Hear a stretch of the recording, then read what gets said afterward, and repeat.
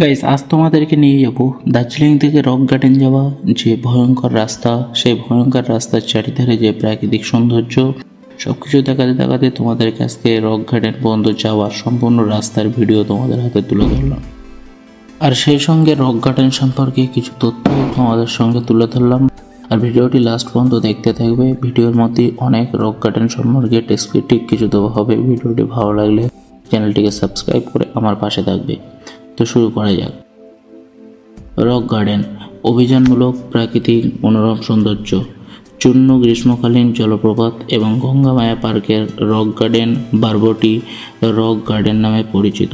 সম্প্রতি ভারতের পশ্চিমবঙ্গ রাজ্যের পার্বত্য শহর দার্জিলিংয়ে পর্যটকদের আকর্ষণ যুক্ত করেছে। 1980-র দশকে রাজনৈতিক আন্দোলনগুলি পর্যটন ব্যাহত করার পরে দার্জিলিংয়ের প্রতি লোকেদের আকৃষ্ট করার জন্য এটি একটি শোপিস। দার্জিলিংয়ের আর একটি রক বাগান রয়েছে যা sir John Anderson rock garden নামে পরিচিত। এটি লয়েডের বোটানিক্যাল গার্ডেনের অংশ।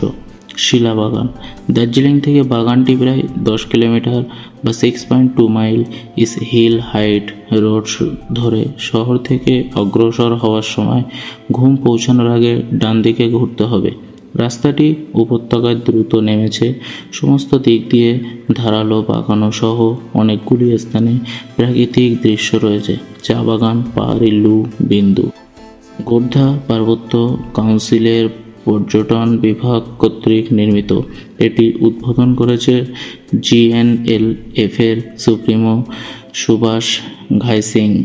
রক গার্ডেন প্রচলিত অর্থে এক নয়, এটি প্রাকৃতিক জলপ্রপাত ঘিরে এটি বহু স্তরের পিকনিক মাঠ এর আকর্ষণ এটিকে রয়েছে।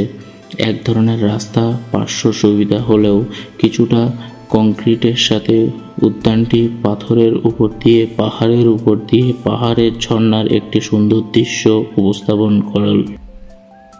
ফুলের বাগান এবং বিভিন্ন স্তরে বসানো জায়গাগুলি সম্পূর্ণ একটি ছোট লেকও রয়েছে।